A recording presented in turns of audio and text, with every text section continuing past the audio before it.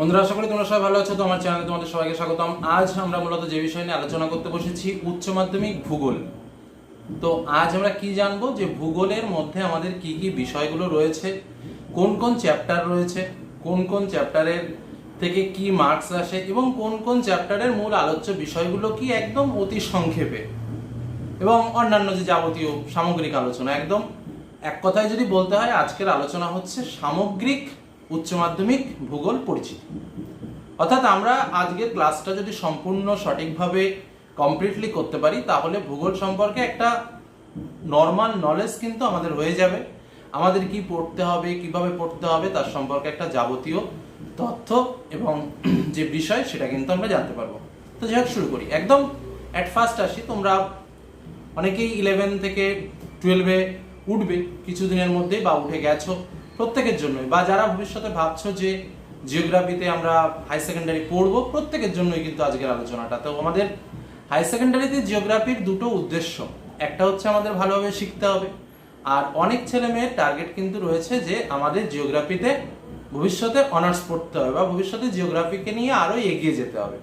তো আজকের আলোচনাটা কিন্তু একদম সকল ক্ষেত্রে বলবো। প্রথম কথা যেটা বলি, আমাদের উচ্চ মাধ্যমিকে অর্থাৎ ক্লাস 12-এও একইভাবে একাদশ শ্রেণীর মতো কিন্তু 100 মার্কের পরীক্ষা, এবং তার মধ্যে 30 মার্কের প্র্যাকটিক্যাল এবং 70 মার্কের থিওরি।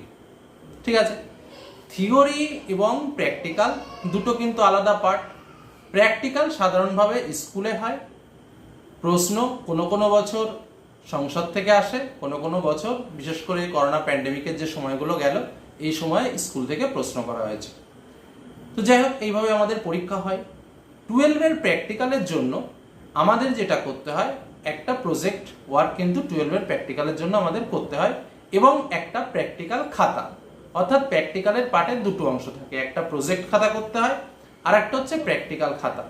প্র্যাকটিক্যাল খাতা আমাদের করতে হবে, কিন্তু আমাদের কিন্তু প্র্যাকটিক্যাল পরীক্ষাটাও কিন্তু দিতে হবে। প্র্যাকটিক্যাল পরীক্ষাতে আমরা যেমন নম্বর পাবো, ঠিক তার উপরে ভিত্তি করেই কিন্তু আমাদের যে প্র্যাকটিক্যালে যে 30 মার্কস থাকে, সেই মার্কসের ভেতরে আমি কত পাবো সেটা বিচার্য হয়। বোঝা গেল আমার পরিষ্কার কথা? এবার আমরা আসি পরপর অধ্যায় ভিত্তিক আলোচনায়। তাহলে প্র্যাকটিক্যালের পার্ট নিয়ে আশা করি আর কোনো সমস্যা নেই, এবং স্কুলের টিচার তোমাদের সেই পার্টগুলো করাবেন এবং তোমরা সেই পার্টগুলো ভালোভাবে করবে। সাধারণভাবে যদি আমরা ক্লাস 12-এর প্র্যাকটিক্যালটা দেখি, আমাদের যে জিনিসগুলো থাকে সেটা হচ্ছে টোপো ম্যাপ, অর্থাৎ টোপোগ্রাফিক্যাল মানচিত্র। অর্থাৎ যেটাকে আমরা বলে থাকি, কোনো একটা ছোট্ট স্থানের ক্ষুদ্র পরিসরের মধ্যে এমন এক ধরনের ম্যাপ, যে ম্যাপের মধ্যে সমস্ত বিষয়, অর্থনৈতিক, সামাজিক, মানে আমরা ছোটবেলা থেকে কি জেনেছি, প্রাকৃতিক ম্যাপ অথবা রাজনৈতিক ম্যাপ। প্রাকৃতিক ম্যাপ মানে কি, পাহাড় পর্বত নদী নালা একটা ম্যাপে থাকে, আর একটা ম্যাপে রাস্তাঘাটে সব জিনিস থাকে। কিন্তু এমন একটা ম্যাপ, যে ম্যাপের ভেতরে পাহাড় পর্বত, নদ নদী, রাস্তাঘাট, জনবসতি, উদ্ভিদ, কোথায় কেমন উদ্ভিদ আছে, কোথায় পুকুর আছে, কোথায় নদী আছে, কোথায় খাল আছে, কোথায় জলাশয় আছে, এবং শুধু তাই নয়, কোন নদীতে কি পরিমাণ জল আছে, কোথায় নদীর বালুচর আছে, কোথায় সেতু আছে, যাবতীয় তথ্য কিন্তু পাওয়া যায় এই টোপোগ্রাফিক্যাল মানচিত্রে। তো এটা আমাদের সেই ম্যাপটা দেখে শিখতে হয়, ড্রয়িং করা শিখতে হয়, কিছু কিছু রিলেশনশিপ বের করতে হয়। তো যাই হোক, এইগুলো আমরা শিখবো। নেক্সট আমাদের যেটা রয়েছে সেটা হচ্ছে ওয়েদার ম্যাপ। আমরা বর্তমানে ওয়েদার সম্পর্কে খুবই জানি। ওয়েদার ম্যাপ তোমরা যখন ক্লাসে যাবে প্র্যাকটিক্যাল রুমে, তখন তোমরা বুঝতে পারবে যে ওয়েদার ম্যাপ জিনিসটা কি। তার মধ্যে থেকে আমাদের ওয়েদার কেমন, কখন কিভাবে বায়ু প্রবাহিত হয়, কখন বায়ুর গতিবেগ কেমন হয়, বায়ুর গতিবেগের সঙ্গে চাপের কি সম্পর্ক, যাবতীয় বিষয়গুলো কিন্তু আমরা ওই পাঠের মধ্যে শিখবো। নেক্সট আমাদের আরেকটা রয়েছে, যেটা হচ্ছে স্ট্যাটিস্টিক্স। স্ট্যাটিস্টিক্স তোমাদের যেটা বলি, অনেকে যাদের ক্লাসে এডুকেশন রয়েছে তাদের ক্ষেত্রে কিন্তু অনেকটা সুবিধা হবে, কারণ আমাদের এই প্র্যাকটিক্যালের পার্ট এবং এডুকেশনের পার্টের অনেকটা মিল রয়েছে। তার মধ্যে যাই হোক, আমরা আজকে জিওগ্রাফিটা নিয়েই বলছি। সাধারণভাবে মিন, মিডিয়ান, মোড এবং বিভিন্ন রকমের মানে যেটাকে বলা হয় যে রাশিবিজ্ঞানের যে বিভিন্ন ড্রয়িংগুলো রয়েছে, যেমন ogive drawing, less than type, more than type, যেগুলো mean, median, mode, coefficient of variation, relationship, এইসব প্রভৃতি পার্টগুলো কিন্তু আমাদের ক্যালকুলেশন করতে হয়, এবং তার সঙ্গে কিছু অঙ্কও আমাদের শিখতে হয়। তো এখান থেকেও কিন্তু আমাদের প্র্যাকটিক্যালের পার্ট আসে। তো যাই হোক, মূলত এই যে তিনটে অংশ বললাম, কি কি আবারও বলছি, একটা হচ্ছে টোপো মানচিত্র, একটা হচ্ছে ওয়েদার ম্যাপ, এবং আরেকটা হচ্ছে রাশিবিজ্ঞান। এই তিনটে পার্ট হচ্ছে আমাদের প্র্যাকটিক্যাল অংশ। এই প্র্যাকটিক্যাল অংশ থেকে আমাদের 20 মার্ক আসে। 5 মার্ক থাকে আমাদের ভাইবার জন্য, আর 5 মার্ক থাকে হচ্ছে আমাদের প্রজেক্টের যে খাতাটা বললাম এবং প্র্যাকটিক্যালের যে খাতা, এই দুটো মিলে থাকে হচ্ছে আর 5 মার্ক। এই সব মিলে হচ্ছে আমাদের 30 মার্ক। তাহলে আশা করি এই 30 মার্ক সম্পর্কে তোমাদের কোনো সমস্যা না। প্রত্যেককে বলছি একটা প্র্যাকটিক্যাল খাতা লাগবে, যেটা তোমাদের স্কুলে স্যাররা অঙ্ক করাবেন, বিভিন্ন কাজগুলো করাবেন, সেই খাতাটা জমা দেবে, এবং তার সঙ্গে আরেকটা যেটা ব্যাপার সেটা হচ্ছে প্রজেক্টের খাতা, সেটাও তোমাদের স্যাররা দিয়ে দেবেন। তো এই দুটো পেপার কিন্তু যেদিন প্র্যাকটিক্যাল পরীক্ষা হবে সেদিন কিন্তু তোমাকে দিতে হবে। পরিষ্কার? প্র্যাকটিক্যাল পার্ট নিয়ে আশা করি আর কারো কোনো সমস্যা নেই। এবার আমরা আসি থিওরি পার্টে।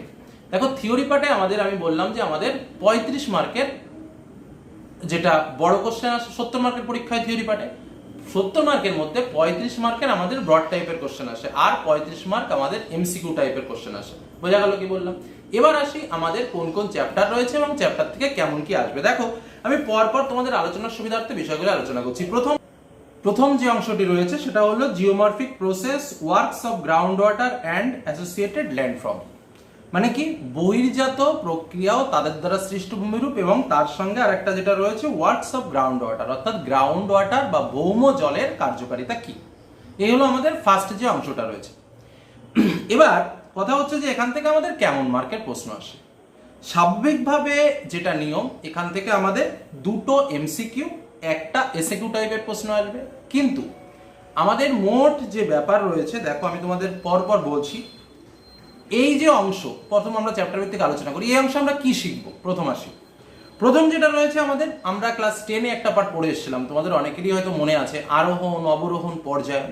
এই যে পার্টগুলো, এই সম্পর্কে একটু হালকা বর্ণনা রয়েছে, এবং তারপরে যথারীতি আমরা চলে যাবো ভৌমজল। ভৌমজল কি? মাটির তলে যে জলটা রয়েছে সেই জলটাই ভৌমজল।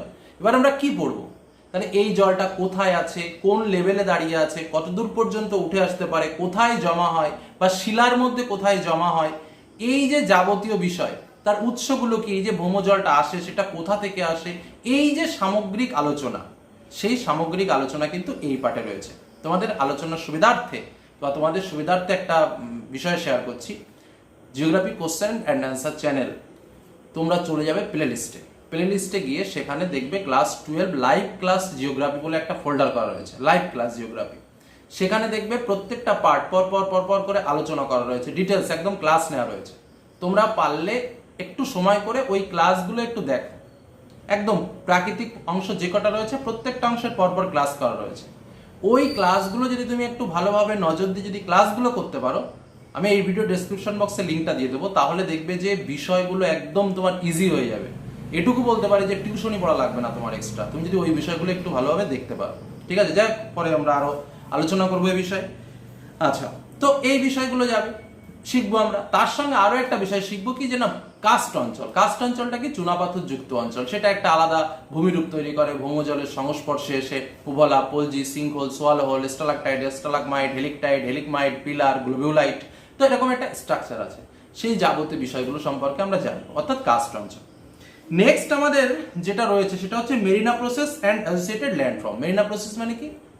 সামুদ্রিক যে ক্রিয়াকলাপ, অর্থাৎ আমরা যেমন নদীর ক্ষয়কার্য পড়েছি, নদীর সঞ্চয় কার্য পড়েছি ক্লাস 10-এ, বায়ু, হিমবাহ পড়েছি, ঠিক একই রকম ভাবে সমুদ্র তরঙ্গের ফলে গঠিত ভূমিরূপ। অর্থাৎ সমুদ্র তরঙ্গ আমরা জানি যে কি, এক জায়গাতে সমুদ্র জল এরকম ভাবে বেয়ে যাচ্ছে, কোথাও ক্ষয় করছে, কোথাও বা সঞ্চয় করছে। তাহলে কি সমুদ্র তরঙ্গের ফলে কোথাও ক্ষয় হয়, কোথাও সঞ্চয় হয়। তাহলে সমুদ্র তরঙ্গের ফলে ক্ষয়জাত ভূমিরূপ, সমুদ্র তরঙ্গের ফলে সঞ্চিত ভূমিরূপ। এই যে বিষয়টা, এটাকেই বলা হচ্ছে মেরিনা প্রসেস। তো এই পার্টটাও কিন্তু আমরা পড়বো। তার সঙ্গে কিছু কিছু সাবঅর্ডিনেটিং পার্টস রয়েছে, যেমন প্রবাল প্রাচীর সম্পর্কে রয়েছে, উপকূল সম্পর্কে রয়েছে, যে নিমজ্জিত উপকূল, উত্থিত উপকূল, আরো বিভিন্ন প্রকার যে উপকূলগুলো রয়েছে, সেই রিয়া উপকূল, ফিয়ার্ড উপকূল, ডালমেশিয়ান উপকূল, এগুলো সম্পর্কে টোটাল একটা উপকূলের পার্ট, মানে উপকূলগুলো কেমন সে সম্পর্কে একটা পার্ট কিন্তু আমরা শিখব। এরপর রয়েছে সাইকেল অফ ইরোশন, মানে ক্ষয়চক্র। ক্ষয়চক্র কার? আমরা ছোটবেলা থেকে নদী ক্ষয়চক্র, বায়ু ক্ষয়চক্র সবই তো পড়েছি, কিন্তু ক্ষয়চক্রটা কিভাবে হয় তার জন্য বিভিন্ন, যেমন ডেভিস নদী সম্পর্কে আলোচনা করেছেন, এলসি কিং মরুভূমি সম্পর্কে আলোচনা করতে, এরকম বিভিন্ন ব্যক্তির চক্র সম্পর্কে আলোচনা করবো, এবং কোথায় কোন স্টেপে গিয়ে কেমন ভূমিরূপ থাকে বা কেমন ভূমিরূপ গঠিত সে সম্পর্কে আমরা পড়বো হচ্ছে তোমার সাইকেল অফ ইরোশনে। নেক্সট আছে ড্রেনেজ প্যাটার্ন। ড্রেনেজ প্যাটার্ন মানে কি? ড্রেনেজ মানে কি? জল, নদী নকশা, জল কিভাবে যাচ্ছে, পাহাড় থেকে তৈরি হচ্ছে, তো জলটা কোন পথ বরাবর যাচ্ছে, কোন উপত্যকা বরাবর যাচ্ছে, তাকে দেখতে কেমন লাগছে। এই যে বিভিন্ন আকৃতি, কেন যাচ্ছে, কেন বাধা পাচ্ছে, বা নদীগুলো কেমন যাচ্ছে। এই যে পাহাড় যদি হয়, কেউ বা সমান্তরালে যাচ্ছে, কেউ বা এরকম লম্বালম্বি কেটে কুটে যাচ্ছে, কেউ উপর থেকে নিচের দিকে যাচ্ছে, কেউ নিচের থেকে উপরের দিকে আসছে। তো বিভিন্ন রকম নদী আছে। তো এই নদীগুলো কেমন চলাফেরা করছে এই সম্পর্কিত আলোচনা আমরা পাবো কোথায় না, এই ড্রেনেজ প্যাটার্নের মধ্যে। নেক্সট আমাদের যেটা রয়েছে সেটা হলো সয়েল। সয়েল মানে কি, মৃত্তিকা, মাটির নিচে, মানে উপরে, সরি মাটিটাই বললাম। তো মাটির মধ্যে কোন কোন লেয়ার আছে, সেটা কিভাবে গঠিত হয়, মাটি কিভাবে গঠিত হয়, তার কন্ট্রোলিং ফ্যাক্টরগুলো কি কি রয়েছে, অর্থাৎ নিয়ন্ত্রকগুলো কি কি রয়েছে, কিভাবে মাটি গঠিত হচ্ছে, বা মাটি গঠিত হওয়ার জন্য কারা কারা ভূমিকা পালন করছে, যাবতীয় বিষয় পাবো মাটি সম্পর্কে। মাটির কি কি বৈশিষ্ট্য থাকতে পারে, মাটির কেমন ধর্ম থাকতে পারে, প্রভৃতি বিষয় রয়েছে মাটির মধ্যে। এসব নিয়ে লাইভ ক্লাস করা রয়েছে, ওগুলো একটু দেখে নিয়ে খুব উপকার আসবে। নেক্সট যে পার্ট সেটা হচ্ছে অ্যাটমসফিয়ার। অ্যাটমসফিয়ার মানে কি, বায়ুমণ্ডল। তোমরা তো জানো, তো বায়ুমণ্ডলের যে কার্যকারিতা, কি কার্যকারিতা আমরা জানি কি, ঘূর্ণবাত। আমাদের সিলেবাসে যেটা রয়েছে সেটা হচ্ছে বায়ুমণ্ডলীয় গোলযোগ, এবং আর একটা রয়েছে ম্যান এনভায়রনমেন্ট রয়েছে, যেটা সেটা হচ্ছে তোমার পৃথিবীর জলবায়ু, সেটা আমি পড়ছি। প্রথম গোলযোগ। গোলযোগ মানে কি, ঘূর্ণিঝড়, ঘূর্ণবাত। তার মানে কি, ঘূর্ণিঝড় ঘূর্ণবাত আসলে দুটো পার্ট আমাদের চলে আসে, একটা ক্রান্তীয় অঞ্চলে, একটা নাতিশীতোষ্ণ অঞ্চলে। এই দুটো জায়গায় ঘূর্ণবাত হয়। তো এই ক্রান্তীয় ঘূর্ণবাত আর নাতিশীতোষ্ণ ঘূর্ণবাত এর সম্পর্কে একটা ডিটেলস আলোচনা, এগুলো আমাদের শিখবো। তারপরে যদি আমরা যাই, দেখো যেটা আমাদের রয়েছে সেটা হচ্ছে জলবায়ু থেকে আরো একটা বিভিন্ন জলবায়ু অঞ্চলগুলো। আমরা ক্লাস 8 একটা পাঠ পড়েছিলাম এই বিষয়ে, ভূমধ্যসাগরীয় জলবায়ু, নিরক্ষীয় জলবায়ু, হ্যাঁ, তারপরে ক্রান্তীয় জলবায়ু, মেরু জলবায়ু। তো এই যে জলবায়ুগুলো সম্পর্কে আমরা একটু জানবো, এবং সেখানে কোন কোন প্রজাতির উদ্ভিদ, কোন কোন কি কি হয়, কেন এই জিনিসটা তৈরি হয়, বিভিন্ন বলয় সম্পর্কে একটু হালকা কনসেপ্ট দরকার। তো এইগুলো, এই পার্টগুলোতে আমরা শিখবো। এই হলো আমাদের টোটাল যে পার্টটা রয়েছে, যে পার্টটা বললাম, এটা হলো আমাদের ফার্স্ট যে ফিজিক্যাল পার্ট। এবার আমাদের যেটা মনে রাখতে হবে, এই ফিজিক্যাল পার্ট থেকে কিন্তু দুটো 7 মার্কের প্রশ্ন আসবে পরীক্ষায়। যে 35 মার্ক বললাম বড় কোশ্চেন, তার মধ্যে দুটো 7 মার্কের প্রশ্ন আসবে। কিন্তু এই 7 মার্ক কিন্তু ডাইরেক্ট 7 মার্ক রূপে আসে না, 2, 3, 5 এরকম ব্রেকিং হয়ে আসে। ডাইরেক্ট 7 মার্কের প্রশ্ন আসেই না। কি বললাম, বোঝা গেল? তো সাধারণভাবে সব থেকে বেশি পরিমাণ 7 মার্কের প্রশ্ন আমাদের Marina process and associated landform, প্রথম যেটা গ্রাউন্ড ওয়াটার, হ্যাঁ, সাইকেল অফ ইরোশন, সয়েল, এই যে জায়গাগুলো বললাম, এবং বায়োডাইভার্সিটি, এই যে জায়গা, এই জায়গাগুলো। তো আরেকটা পার্ট বলা হয়নি আমার, যেটা হচ্ছে বায়োডাইভার্সিটি। বায়োডাইভার্সিটি মানে কি, জৈব বৈচিত্র্য। মানে কি, জৈব বৈচিত্র্যের মধ্যে আমরা যেটা পাবো সেটা হচ্ছে জীব বৈচিত্র্যের প্রকারভেদ, এবং তার সাবঅর্ডিনেটিং বিভিন্ন বিষয়, যেমন খাদ্য জাল, খাদ্য শৃঙ্খল, মানে একজন জীব আর একজনের সঙ্গে কিভাবে রিলেটেড হয়ে আছে, এইসব যাবতীয় বিষয়গুলো কিন্তু এই জীব বৈচিত্র্যের মধ্যে রয়েছে। তো এই যে পার্টগুলো আমাদের রয়েছে, তো এই পার্টগুলোর মধ্য থেকে আমাদের মোট 2, 3, 4, 5, 6, 7, 10, 11, 12টা এমসিকিউ আসবে। কতটা বোঝো, এই পার্টের মধ্যে 12টা এমসিকিউ, 3, 4, 5, 6, 7, 8, 9, এবং 9টা এসিকিউ কিন্তু এই ফিজিক্যাল পার্ট থেকে আসবে, আর দুটো 7 মার্কের কোশ্চেন। বোঝা গেল? এবার আসি আমাদের পরের যে পার্ট, অর্থাৎ ইকোনমিক পার্ট। ইকোনমিক পার্টের মধ্যে আমাদের যেটা রয়েছে সেটা হলো প্রাইমারি অ্যাক্টিভিটি। প্রাইমারি অ্যাক্টিভিটি মানে কি, প্রথম শ্রেণীর কার্যাবলী, যেটা হচ্ছে কৃষিকাজ। সেকেন্ডারি অ্যাক্টিভিটি মানে হচ্ছে শিল্প। আমরা ছোটবেলায় বলছি না, কৃষি শিল্প। কৃষি মানে কি, বিভিন্ন প্রকার কৃষি, ধান, গম, পাট, তুলো, এসব জিনিস পড়েছি। ঠিক এখানেও ঠিক সেম টু সেম। এবার কোথায় কি হয় আর একটু ডিটেলস বেশি আছে। ইন্ডাস্ট্রি মানে শিল্প, অনেক প্রকার শিল্প রয়েছে, তার মধ্যে লোহা ইস্পাত শিল্প বলো, বস্ত্রবায়ন শিল্প বলো, ইঞ্জিনিয়ারিং শিল্প বলো, ওরকম ছোট ছোট অনেকগুলো শিল্প সম্পর্কে জানবো। টার্সিয়ারি, কোয়াটারিনারি অ্যান্ড কুইনারি অ্যাক্টিভিটি, এবং আরো কিছু চতুর্থ, পঞ্চম শ্রেণীর কার্যাবলী রয়েছে, মানে গবেষণা। ওটা ছোট্ট একটু, খুব সামান্য। পপুলেশন অ্যান্ড সেটেলমেন্ট, জনসংখ্যা এবং জনবসতি নিয়ে আলোচনা। আর একটা হচ্ছে economic development, regional economic development, মানে কোনো একটা অঞ্চল কিভাবে ডেভেলপ হয়েছে আস্তে আস্তে, সেই ডেভেলপমেন্টের ধারণা, বা কিসের ওপর ডেভেলপ হয়েছে, কিভাবে ডেভেলপ হয়েছে, তারা জমিটাকে কিভাবে ব্যবহার করেছে, এ সম্পর্কে জ্ঞান। তো এই হলো আমাদের সর্বাঙ্গীন আলোচনার বিষয়, এবং এই যে পার্ট, তো এই সামগ্রিক পার্টে আমরা দেখলাম এখান থেকেও ঠিক মানে ফিজিক্যাল পার্ট থেকে কিন্তু আমাদের 7 মার্কে 3টে প্রশ্ন আসবে। এছাড়াও আমাদের মোট এমসিকিউ আসছে তোমার 2, 3, 4, 5, 6, 7, 8, 9টা, এবং এসএকিউ তোমার 5টা। অর্থাৎ প্রত্যেকটা চ্যাপ্টার থেকে আমরা যদি দেখি, এমসিকিউ এবং এসএকিউ কিন্তু আসছে। বোঝা গেল কি বললাম? এর পরবর্তীতে কি কি মোস্ট ইম্পর্টেন্ট কোশ্চেন আছে, প্রত্যেকটা বিষয় নিয়ে যাবতীয় আলোচনা করব। আজকে আমরা ওভারঅল যেটা আলোচনা করলাম, আমাদের চ্যাপ্টারে কি কি আছে, কোথা থেকে কেমন টাইপসের প্রশ্ন আসছে, তার সম্পর্কে। এবার এক নজরে আমি একটু বলে দিই কোন চ্যাপ্টার থেকে, কোন পার্ট থেকে কি কি প্রশ্ন আসবে। দেখো, প্রথম যেটা রয়েছে তোমার geomorphic ground water isolated landform, ওখান থেকে এমসিকিউ দুটো, এসএকিউ একটা। তোমরা প্রয়োজনে বইয়ে একটু লিখে নিতে পারো। মেরিনা প্রসেসের সঙ্গে তোমার এমসিকিউ একটা, এসএকিউ একটা। সাইকেল অফ ইরোশনে এমসিকিউ একটা, এসএকিউ একটা। ড্রেনেজ প্যাটার্নে একটা এমসিকিউ, একটা এসএকিউ। সয়েলে দুটো এমসিকিউ একটা এসএকিউ, অ্যাটমসফিয়ারে তিনটে এমসিকিউ দুটো এসএকিউ, বায়োডাইভার্সিটিতে একটা এমসিকিউ একটা এসএকিউ, ম্যান এনভায়রনমেন্ট ইন্টারাকশনে হচ্ছে একটা এমসিকিউ একটা এসএকিউ, তারপরে তোমার এগ্রিকালচার মানে কৃষিতে দুটো এমসিকিউ একটা এসএকিউ, ইন্ডাস্ট্রি শিল্পতে দুটো এমসিকিউ একটা এসএকিউ, তারপরে তোমার আর বাদ বাকি একটা ছোট্ট টার্সিয়ারি কোয়াটারনারি আর কুইনারি অ্যাক্টিভিটি আছে, এখান থেকে দুটো এসিকিউ একটা এমসিকিউ, দুটো এমসিকিউ একটা এসিকিউ। পপুলেশন অ্যান্ড সেটেলমেন্ট মানে জনসংখ্যা এবং জনবসতি থেকে দুটো এমসিকিউ একটা এসিকিউ, রিজিওনাল ইকোনমিক ডেভেলপমেন্ট থেকে একটা এমসিকিউ এবং একটা হচ্ছে এসিকিউ।